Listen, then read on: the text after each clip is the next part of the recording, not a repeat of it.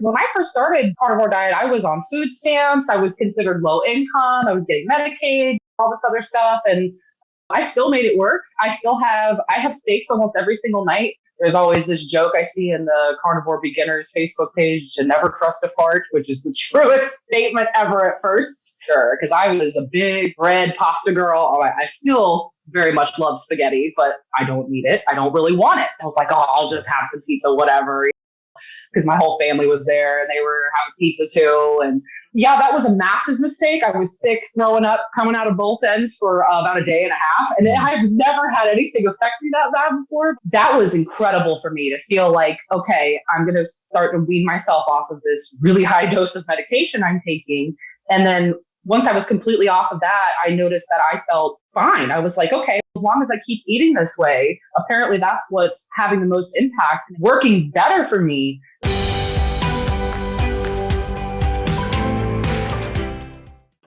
Good morning, everybody. Today we have Rachel as our guest. Rachel, welcome. Good to have you. How are you doing this morning? I'm doing well, a little nervous, but I'm very excited to be here. There's nothing to be nervous about. Trust me. We're just a bunch of normal folks. And so we're glad to have you. What part of the world are you in, if you don't mind? I am in Elizabeth City, North Carolina. So we have one of the largest Coast Guard air stations in the United States here. So it's a big coasty town. It's been here forever. A lot of history, a lot of good aeroplane stuff. We have a lot of pilots and stuff here. Okay. When I went to Afghanistan, we stopped in North Carolina for a day or so to get ready to go. It was like we had to take a bunch of different North Carolina to Maine to Turkey to where was it? Kazakhstan? Yeah, no, it was Uzbek, Turkmenistan. I can't remember, somewhere anyway. And we got there. But anyway, you've got, I guess, a couple things about your story sound interesting that I've heard about. So why don't we just get started and tell us a little bit about your background? Awesome. I will be 30 this year. And last year, actually, it was just about a year ago. It was the end of March in 2022. I decided to dive headfirst cold turkey into carnivore. And I was a huge sugar carb addict. I was 236 pounds. I'm 5'9" for reference. So I wasn't like massive, but I was definitely a little chunky chunk. And my dad had done carnivore. He started with keto and he eventually went with carnivore. And I think he's been carnivore for maybe 3 years now. And he had so much success. My mom had a lot of success with keto. They both got in really good shape. So I was like, you know what? I don't want to go into my 30s being massively unhealthy, probably pre-diabetic, all these issues I was having. Most of my problems were with like severe heartburn. I could breathe air and get heartburn. It was crazy. And so I decided to dive right in and I stuck really strict as hard as I could for the first 6 months. And that was a little more lenient. I would have a cheat day every now and then. My cheat days are for sushi because I love sushi. And I lost 80 pounds by August of 2022. So 9 months it took me to get to 160 pounds where I am now. And I've been able to maintain that weight, no problems whatsoever.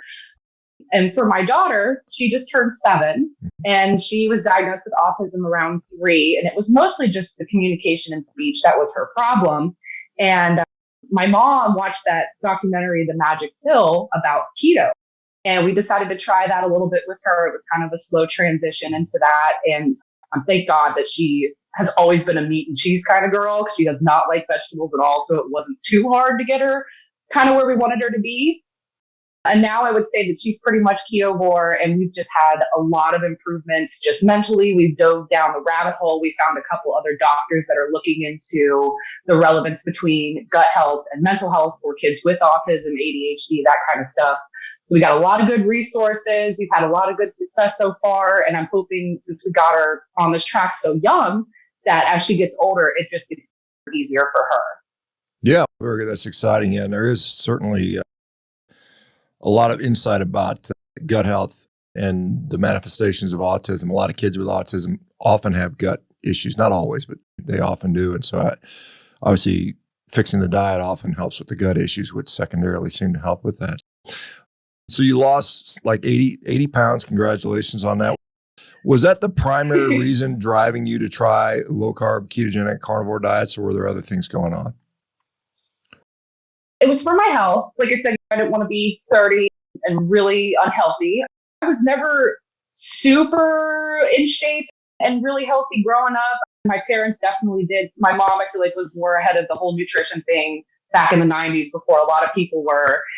But we still had a lot of whole grains, low fat kind of stuff when that was being pushed, just the healthy kind of thing.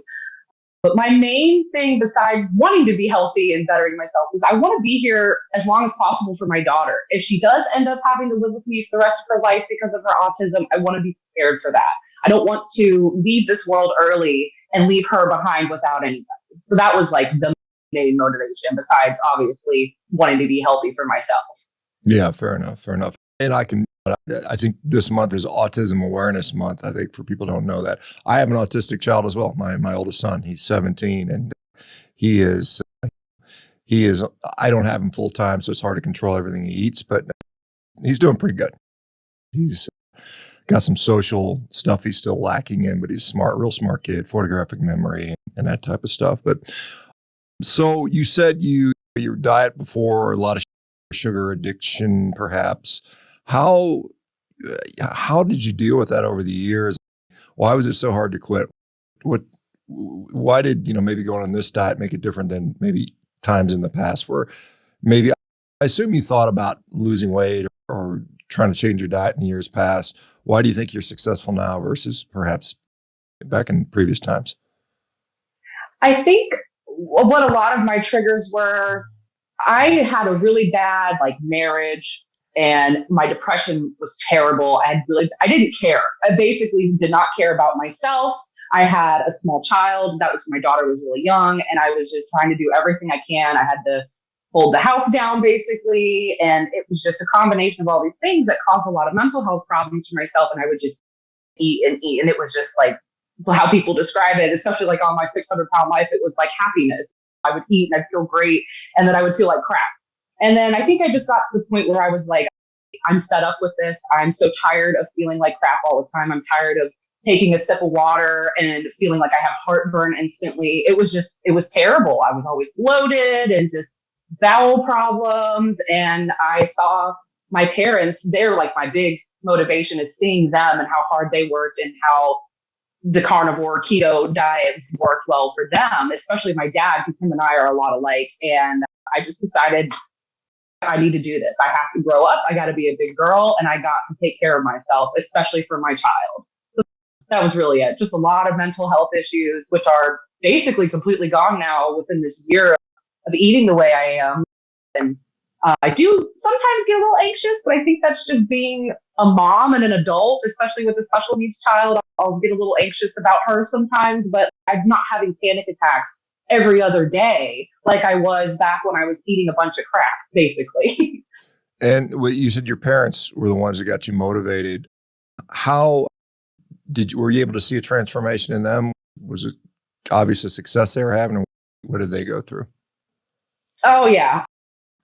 My dad, he struggled really hard, and then he kind of started on his health journey because, he had all that excess weight. And my mom was like, I'm right there with you. My mom's always been kind of a health nut. So she was all on board with my dad wanting to really get his health in control. And my dad also has a lot of medical anxiety like I do. We don't like doctors, no offense or anything. We don't like going to doctors.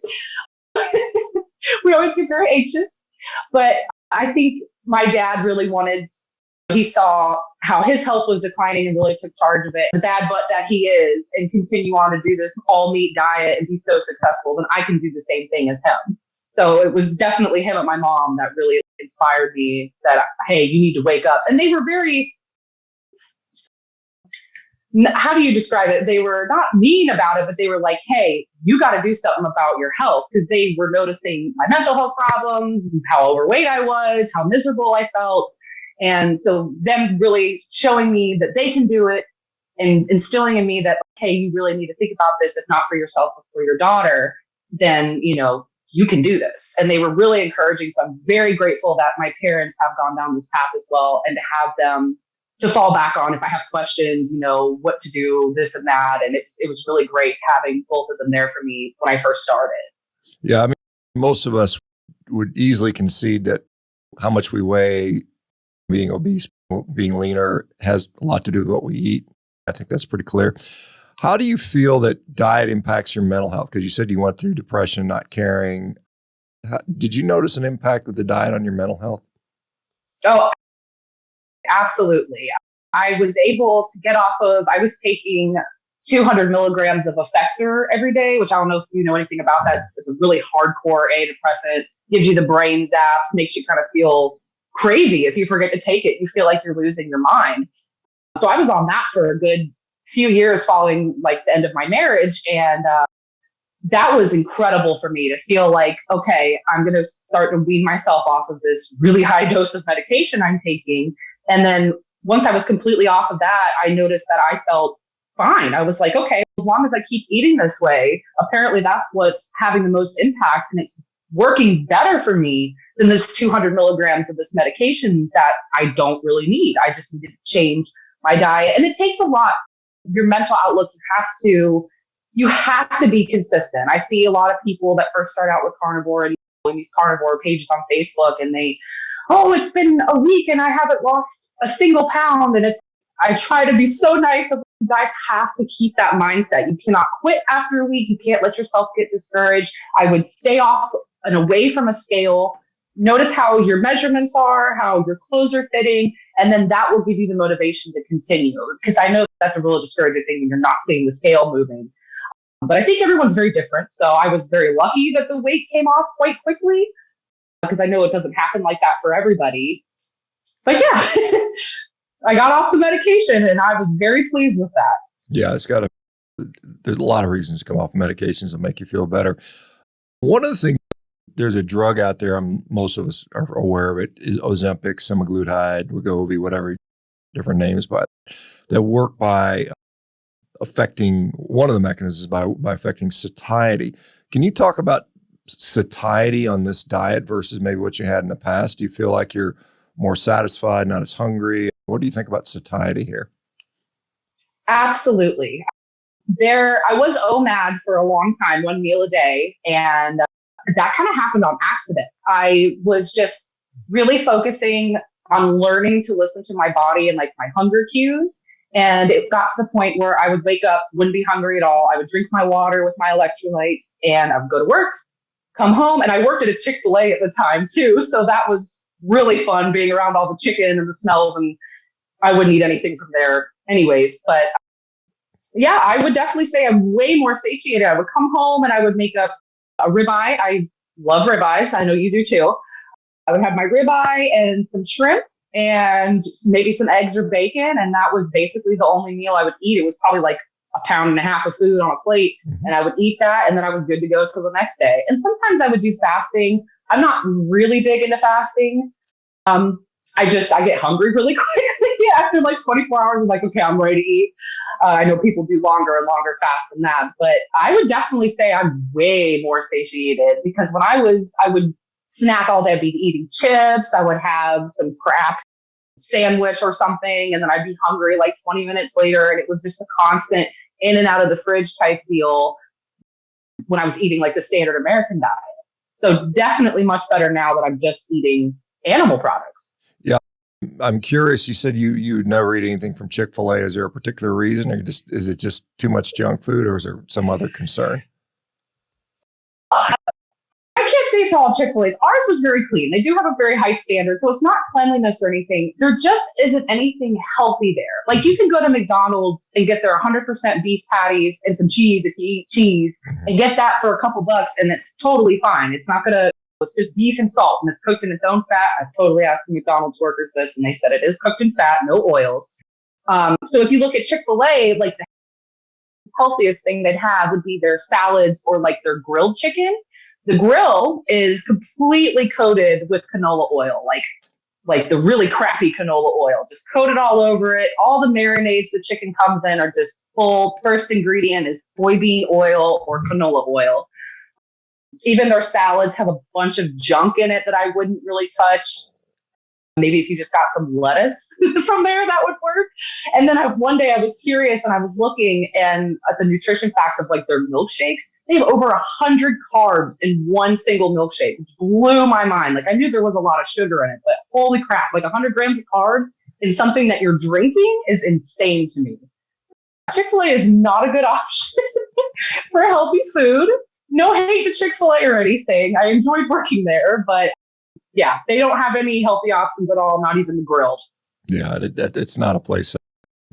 I think I've been to once in my life. I've been there, but I think I had a girlfriend whose mother worked there when I was in high school, and I think we ate there once or twice. But that's been a long time ago. That's almost 40 years ago. So it's been a while since I've been to Chick-fil-A. You said your daughter, you've changed her diet to quote unquote ketovore, lots of meat, stuff like that. And what differences have you noticed in her? I noticed that probably within the first 6 months of being a little more strict and getting her really into it, her communication was so much better, because that's the main thing that she struggles with. They have her rated at a 3-year-old's level of communication, but mentally she's totally where she needs to be. Like, you could say anything to her and she understands what you're saying. She just can't necessarily communicate exactly what she's feeling. So I noticed a lot more of her trying. She's always been, I don't know if you know what echolalia is, kind of where they script and they repeat over and over again. So she'll watch a show, one of her favorite shows, and she'll get caught in a loop.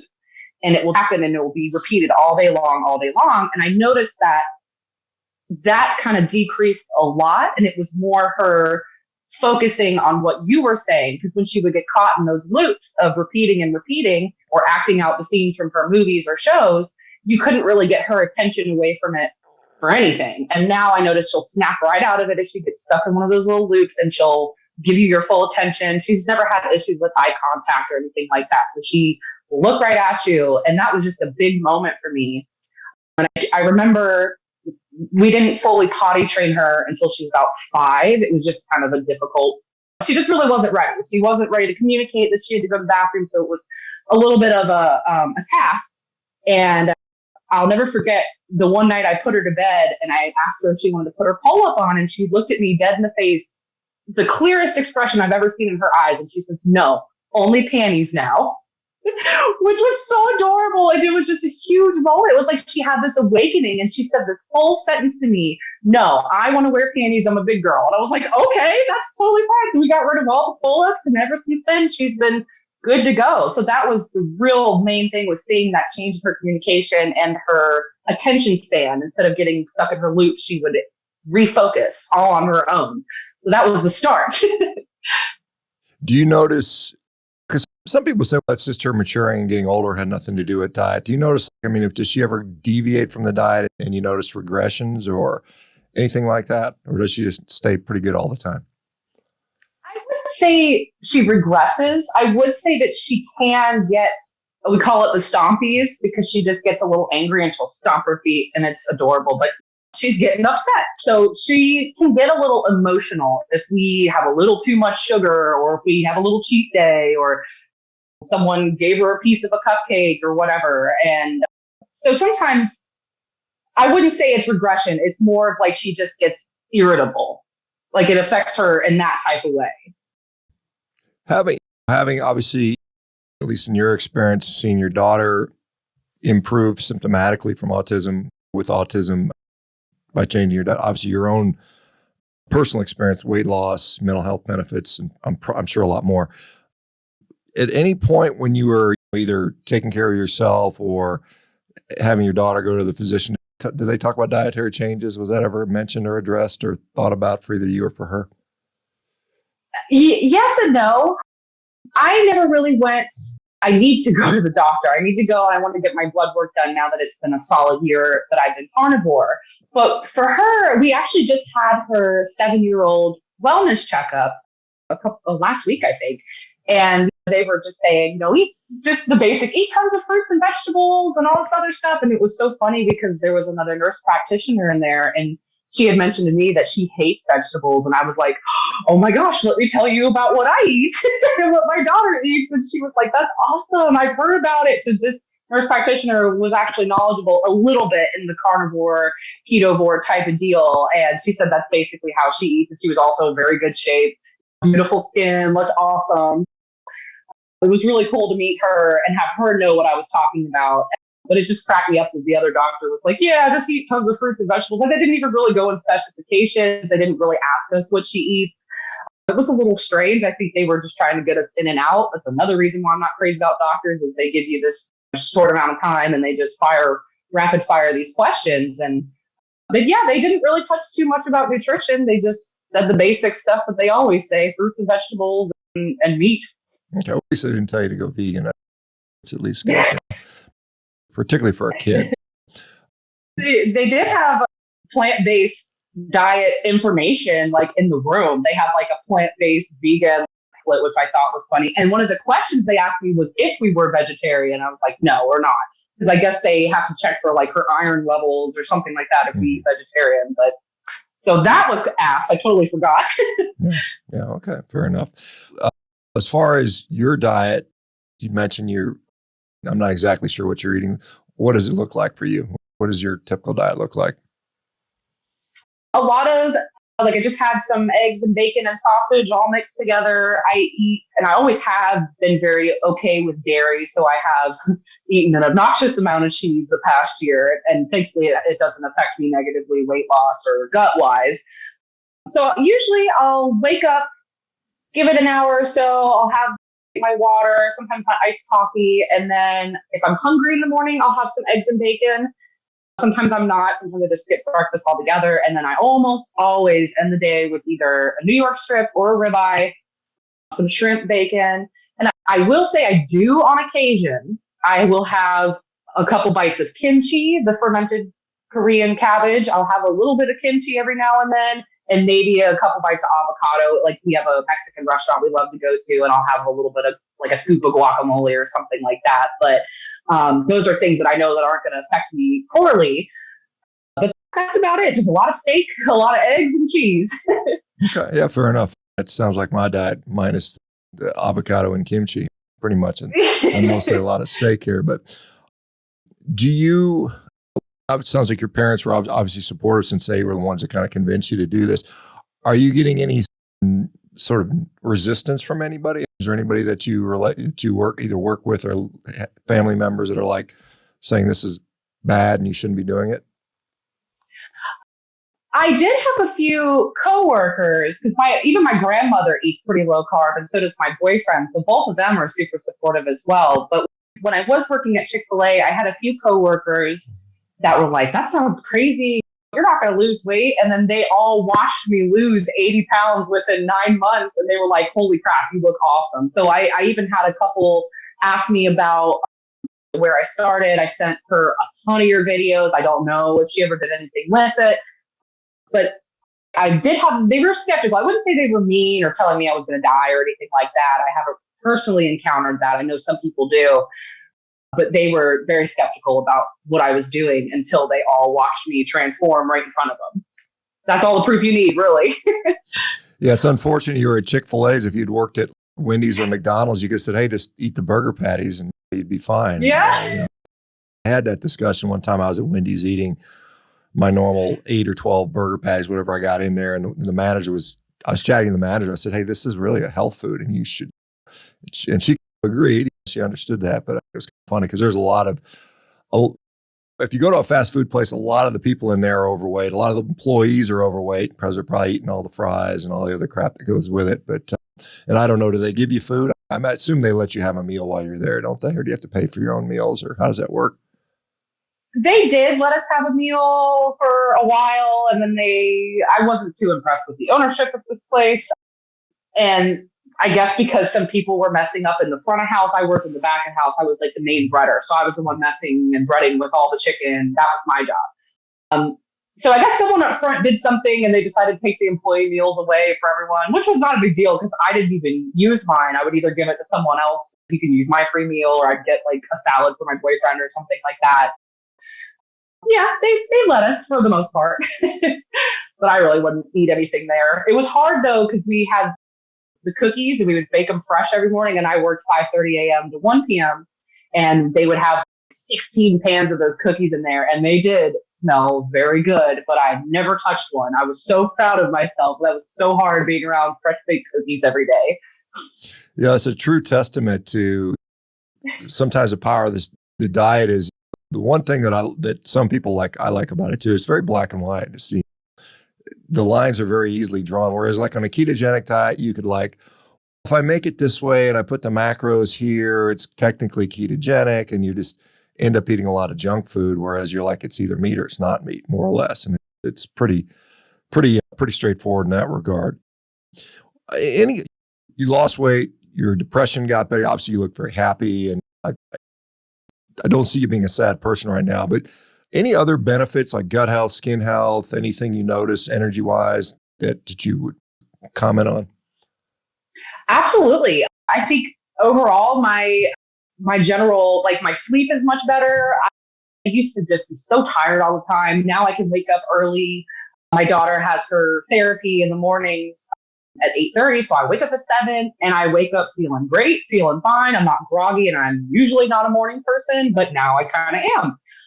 I work out a lot more. I didn't work out at all, actually, while I was losing weight. I lost that 80 pounds with zero exercise besides your regular day, moving around, going to work kind of deal. Now that the weight's off, I am lifting weights. I have my little setup behind me, and I've noticed I've had a lot of energy for that. And yeah, just a complete change in the energy. I also have pretty bad tension alopecia, like on my hairline here. And I don't know if you can see, I have little hair wisps from my hair growing back. So I'm getting my hair back in places where it was pulled back just from wearing my hair up all the time. So that's crazy. And I did have a lot of issues with like cystic acne, especially during like my cycle at the end of the month. I would get really painful, really big, like gross pimples. And I don't have any really issues with those at all. Every now and again, I might get one depending, but that's cleared up tremendously. I also have issues with the I'm going to butcher it, the pidolonial cyst right on your tailbone. Pilonidal, where yes, where that sinus is. I've had issues with it reoccurring for years and years. And I have noticed that is so much better as well. I hardly ever have flare-ups from that anymore. It's great because I used to get it so bad I couldn't sit down. They'd have to go and cut it open, and it's gross. And so I'm so thankful that I don't have to deal with the cystic acne anymore and the gross cyst on my tailbone as well. So those two things have been awesome. Especially, I'm really excited about my hair coming back too. Awesome. Good for you. That's wonderful. Let me ask you, a lot of people will say that this diet it's great, but it's too expensive. I couldn't do that. Obviously you're doing it. How does it compare for you compared to maybe your prior diet, finance wise? Definitely much cheaper, if not maybe right around the same. And like I said, I'm the only complete carnivore in the house right now. So my boyfriend still eats a few things that are not technically something I would eat. So we do buy a couple things here and there. Like he really likes those, the Grandma Utz kettle cooked chips, but they're cooked in lard. So I'm like, all right, that's cool. At least you got lard in your potatoes and they're not cooked in oil. Mm-hmm. So he'll have his little healthy potato chips and stuff like that. But I would say, because when I first started carnivore diet, I was on food stamps. I was considered low income. I was getting Medicaid, all this other stuff. And I still made it work. I have steaks almost every single night. You just really have to look at your budget and sales as well. Like we have Food Line around here. It's like every other week, they'll have a cut of meat on sale. It's usually either T-bones, New York strip ribeyes for like $4.99, $5.99 a pound. We also have a really awesome butcher in town here as well that does their own. They cut everything there for you. And they also take food stamps there too. So that's what I tell people. Hey, I know that you have food stamps. If you want to eat better, go to this butcher and just get a ton of meat. And they got cheeses and all that stuff there. So I've noticed that it's basically cheaper in my opinion, especially if you follow the sales. I know there's a few apps you can download to find what meat is on sale at what store. Go to Walmart really early in the morning. They have all the clearance items. You just got to be budget friendly and smart. And I feel like the people that are on food stamps know how it is living paycheck to paycheck. Like they know how to, I hope they know how to budget. But if I can do it, I feel like anybody can do it because we were pretty broke in the beginning of me starting this journey and we made it work. Yeah, good for you. And that's encouraging to see because a lot of people will say you can't do this. And at least in the United States, I think even on food stamps, it's good. And I know some programs, maybe it's SNAP or something like that, where they're not letting people buy meat with their funding or something like that. I've seen some places where they've talked about that. I think Iowa is planning on doing something like that, where meat would not be allowed to be bought with federal assistance, which I think is absolutely crazy in my view. How much do you think you eat a day? Would you guess, just pounds wise, if you had to guess? I would probably say right around 2 pounds a day, especially if I eat breakfast, maybe a little bit more, 2.5 pounds of food a day, mostly just eggs, bacon, steak, shrimp. I eat a lot of seafood too. I really love salmon. I love smoked salmon. That's one of my favorite snacks. Yeah, I would say about 2 pounds, 2.5 pounds. Okay.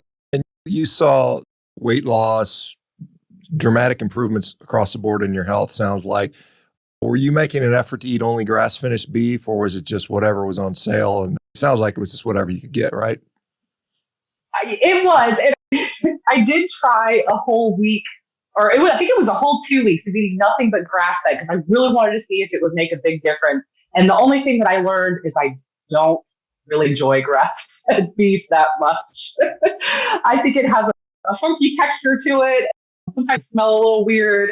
The taste is okay. I like the grass-fed butter. That's really good. But yeah, I tried really hard. I didn't notice a difference. I was like, okay, I'm just going to go back to getting what's most affordable, what's on sale, really good marbling, some good old fat on it. So that's really what I just tried to do. Yeah, fair enough. And I've seen this repeated over and over because people ask me about that. And I say, look, I see people getting better on grain finished, grass finished. It doesn't seem to matter much. Eat what you enjoy, eat what you can afford. That advice is something that I learned from years before I started doing the carnivore. There's another group, the Zeroing in Health people, said just get what you can afford and what you like. And I think that advice still seems to hold up even 10 years down the road or whatever it's been, since I started learning about that stuff. But do you worry about getting X amount of protein or a certain amount of fat? Do you try to eat higher fat, or do you just eat whatever you feel like eating? I just eat. I know a lot of people, I see it all the time with new people. Oh, how do I count my macros and how do I know how much of this and that to eat? And I'm like, it's really simple. Like you said, it's so black and white with the carnivore diet. Just eat meat. When you're hungry, eat. And then eat until you're full and then don't eat again until you're hungry again. That's basically how I did it. I didn't count calories. I didn't count fat. I didn't count anything. I just drank my electrolytes. I usually would get Relight, key nutrients, that kind of thing. The powder that you mix it up, I would have that. A big jug of water, I would drink that throughout the day, and I would just eat when I was hungry. I try to get really fatty cuts of ribeye, though. I cook with a lot of butter. I cook with a lot of beef tallow. Yeah, I would just eat. That's what I tell people all the time. It's so simple. You don't have to complicate it. You just eat the beef. Yeah, it can be very often is very easy like that. And you mentioned electrolytes. Let me ask you, were there any issues when you transitioned? Some people have diarrhea. Some people claim they have constipation. Some people headaches. There's the quote unquote keto flu. Any of those things you had to deal with while you transitioned to this diet? I did at first. I had a little bit of both of the diarrhea and the constipation. It was kind of like the first month you're transitioning. It was a little rough at first because, like I said, I dove right in. I just decided I'm done with all of it. I didn't ease myself in or anything like that. So I dove right in, and I had a little bit of constipation at first, and then it switched to the floodgates open. There's always this joke I see in the Carnivore Beginners Facebook page to never trust a fart, which is the truest statement ever at first. So I did deal with that a little bit. That went away so quickly. It was within the first month I was back to normal. I didn't have too many issues with, I know some people get that joint pain with detoxing from the oxalates and all that stuff. I did have a weird pain in my upper abdomen. It was like this weird burning pain that kind of started when I first started, and then it just suddenly went away. It was the weirdest thing. But other than the gut kind of adjustment, I didn't really have too many issues. I maybe had a couple days where I felt kind of crappy and low energy at first, because I know that's pretty common once you change your diet and you're getting all the sugars and carbs out. But it wasn't really rough for me. I know some people have a harder time than others, but I thankfully had a pretty smooth transition for the most part. Yeah, one thing that I think is important, because you said when you're significantly overweight, and just a lot of times exercise just doesn't sound appealing.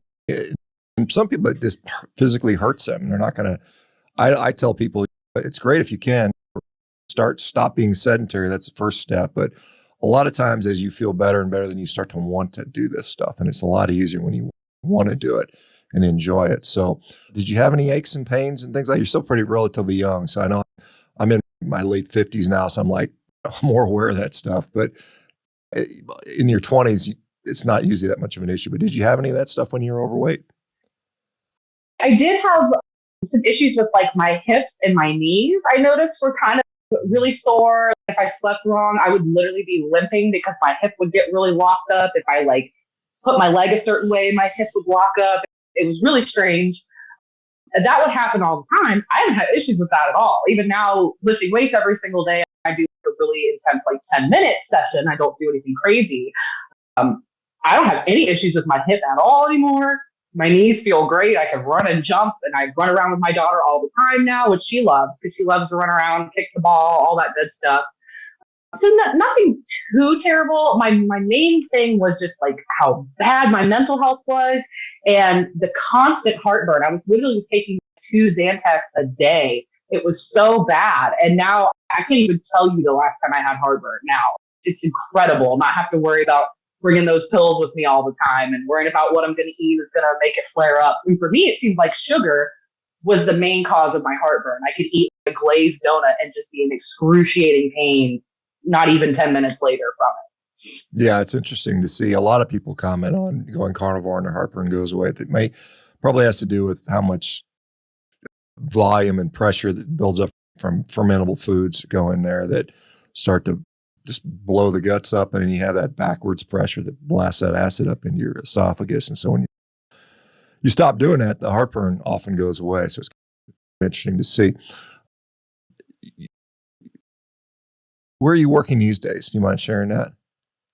I am actually not working at kind of. I do Instacart like part-time. You go and you grocery shop for people, okay, which is difficult because I try not to be judgmental because I know a lot of people don't know what we know about nutrition. Right. And it's like I look at their list of what they're getting and I'm like, oh my gosh, I can't believe they're feeding their kids this stuff and just loaded nothing but carbs and sugar on the whole cart. But I do that. So I stay pretty active with that too because I'm moving, running around the grocery store, and I really enjoy doing that because then I can just go drop the groceries off and leave and go home and I can make my own hours. So that's what I've been doing now because I do homeschool my daughter and she's also in some behavioral therapy during the day. So I like to be there just in case I need to go pick her up early or anything like that. So I just kind of work whenever. Yeah, interesting. The Instacart stuff is interesting. So how often do you see people eating like a lot of meat and stuff like that when you do it? Or is it mostly just processed garbage? It is mostly just processed garbage. A lot of people do. But I will say, though, I have seen a lot of people get like the keto-friendly stuff, like the keto low-carb tortillas. And I'm like, at least they're in the right direction. I have seen people with carts like that with a lot of good fresh whole vegetables, good, a ton of meat, and then like some keto things in between. I also know there's this one lady I've shopped for her multiple times, and I can absolutely tell she's a hardcore vegan, gets all the vegan cheese and all the vegan foods and all the frozen vegan foods. And you can't be too judgmental, but it's just interesting to see the contrast.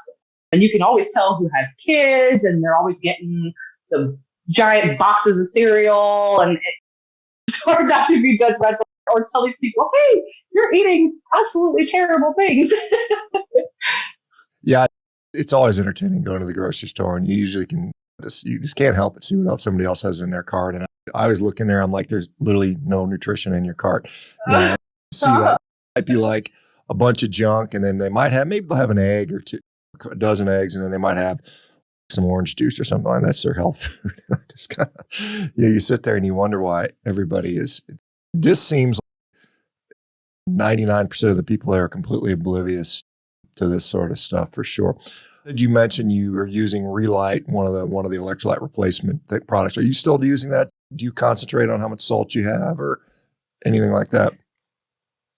I don't really count how much salt I have. I do use I think I have key nutrients right now, which is very similar to Relight because it just seems like it's so hard to. I like a specific flavor of Relight, and it seems to always be out of stock. So I have this one right now. It's very similar to Relight. I just drink it throughout the day. Like I'm not pounding it at one time. So I kind of spread out. I have a really big, nice stainless steel water bottle. I do probably 2 servings of that a day, or about a serving and a half. And then I feel like your body can I feel like once you've been doing this diet for a while, you really learn to listen to your body's cues. And I feel like your body will tell you if you're like, oh, this is way too much salt. Like I feel like that, at least for me, that's how it seems like it happens. Like I know when to stop. How long do you think it took? That makes sense. How long do you think it took you to make the transition to where you're feeling like, hey, this is something that I feel is sustainable for? Do you feel this is sustainable for you? Because a lot of people, one of the criticisms out there is it's too restrictive. It's not sustainable. You might lose weight as a short-term fix, but you're never going to be able to do this for a lifetime or even a long period of time. Are you at a point where you think this is something you could sustain indefinitely? Absolutely. Absolutely. And I think I had a lot of like moments of realization when I got Judy Cho's book about, how you could use carnivore as like an elimination diet. I kind of experiment a little bit. Like I said, I'll have avocado or like some kimchi or cucumber or something like that. And it won't affect me. I think that's when I noticed, hey, I can eat a really heavy meat-based diet. And then if I felt like it, I could have a couple slices of a cucumber or eat an avocado, and it's not going to murder me. Because I know that's what a lot of people say. Oh, you're so restricted. Once you eat something that's not meat, you're going to get so sick. And that's just not the case. That's not the case for a lot of people. I know some people do carnivore for other health reasons, very serious health conditions, and that's understandable to want to stay super strict, nothing but meat and water and salt. But for me, yeah, I think it's absolutely sustainable. For the most part, I very rarely, I'll have a bite of kimchi here and then maybe a couple once or so a week. So for me, most of the time, it's just meat, eggs, and cheese.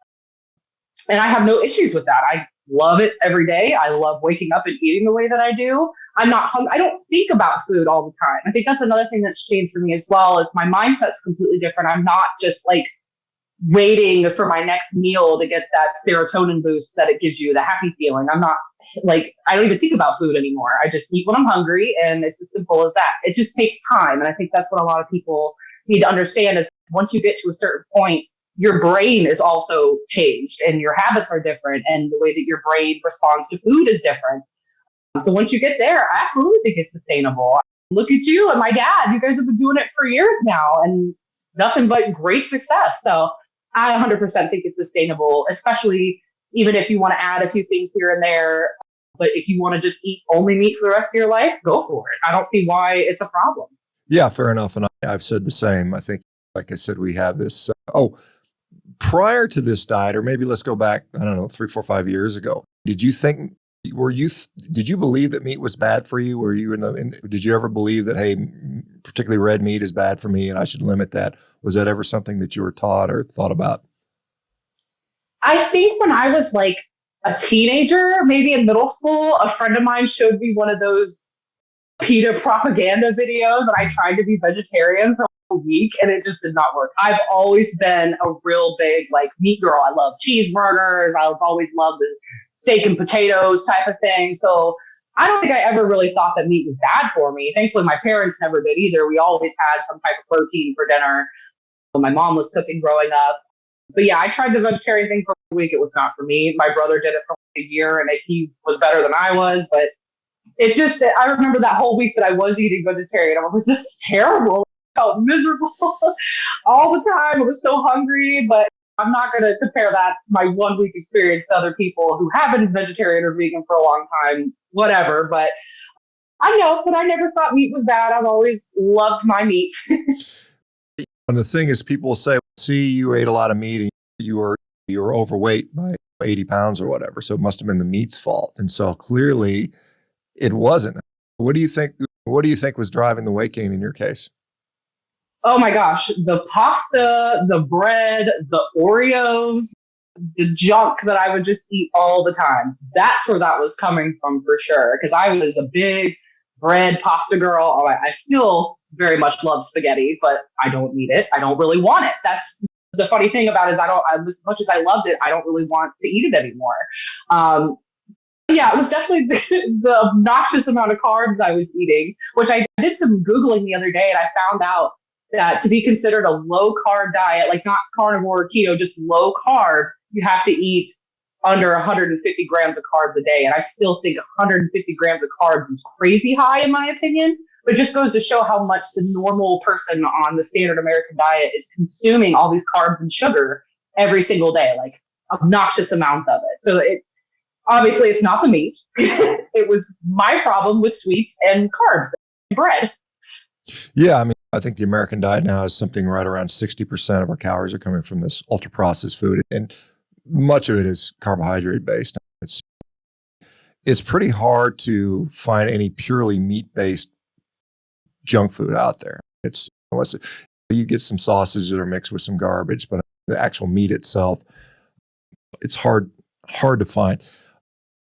You're 30, so you're ways off from thinking about this sort of stuff. But there's people out there that'll suggest that a diet rich in meat and saturated fat, which is what yours and mine is going to lead you down the road to heart disease at some point. Are you concerned about that at all, or what are your thoughts on that? Would it be enough to say I'm going to reduce the meat I eat and start eating lower fat or cut my saturated fat? What are your thoughts around that? I absolutely would not stop. And my grandmother on my mom's side died of heart disease. So it runs in my family and I have no concerns whatsoever. My mom has issues with heart palpitations sometimes, but she says she feels better when she eats really good and exercises. Go figure. But no, I'm not concerned. And I have family history of it in my direct family. I don't see how. I feel the way that my body feels now is so much better than I ever did when I was trying to do other diets and eating health foods or stuff like that. And I just don't see with how I feel. I don't see how I'm going to have any issues continuing on. Yeah, fair enough. And I think we don't really know, but obviously you've got to live your life and you got to live your life in the body you have. And it's to feel miserable in order to perhaps maybe limit your risk for some disease that may or may not happen 30, 40, 50 years from now seems a little bit crazy way to think about things.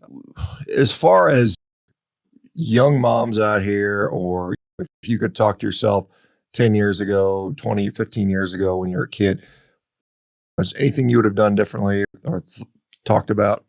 I think if I could go back, I would have never have started my daughter, like when you train the solid foods, they say start with the vegetables and don't start with fruit. I would have started her on some meat first, which she was 9 months old eating prime rib at Christmas dinner. So she's always been a meat girl. But I will say for parents out there who are watching that want to get into this with their whole family, there's a really awesome group on Facebook called Real Food Carnivore Kids.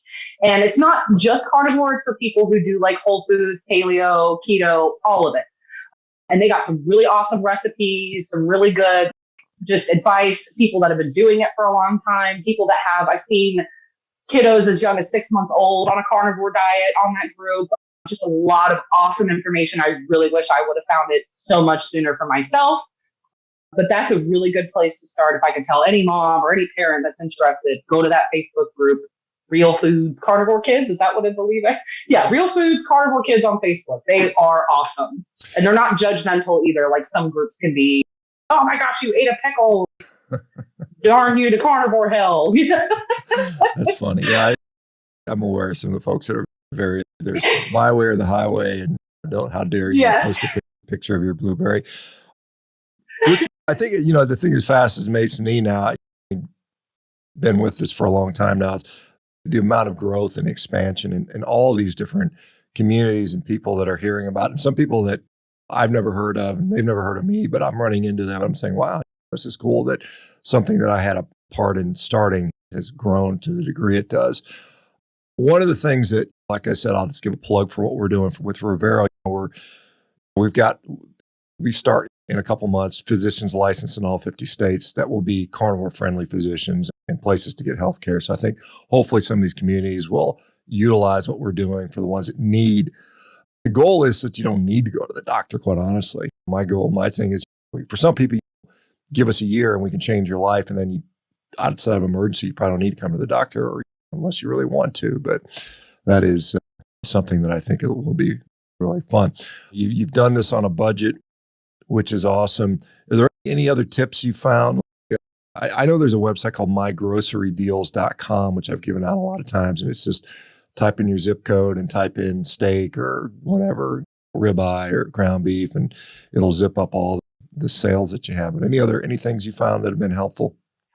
I have used that exact thing you're talking about, and it works really well. My main thing that I found, I think I mentioned it before, is if you go early in the morning, like right when the Walmart, even right when Walmart or your local grocery store opens, they will have all that meat that's on sale, and you can get you like 3 ribeyes for $15, really thick ones, just because they're trying to get rid of it so they can get the next bit of meat out. That was a huge lifesaver for me, is just getting up early, going to the store and stocking up when I could.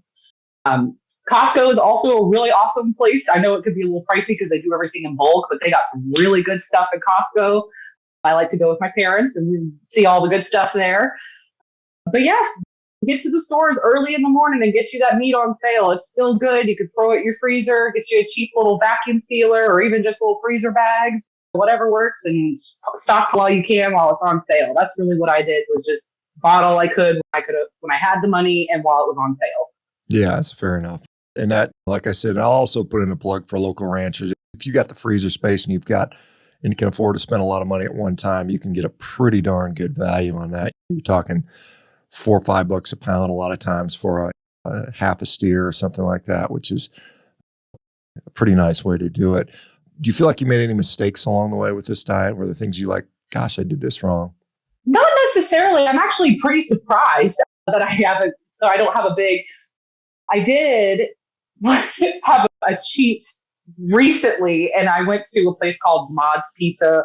I was like, oh, I'll just have some pizza, whatever, because my whole family was there and they were having pizza too. And yeah, that was a massive mistake. I was sick, throwing up, coming out of both ends for about a day and a half. And I've never had anything affect me that bad before, but I think I just completely overloaded my body. I had one of their whole like personal pan pizzas, and that was the biggest mistake I've ever made on this diet. But I haven't had any big like oopsies besides just making a poor choice and having pizza. Yeah, fair enough. That's good to hear. Okay, we are coming to the end of the time. It's been a wonderful chatting with you. Do you do any like social media stuff? Is there some place where people can find you on social media? I have my personal page. I haven't really thought too much about it.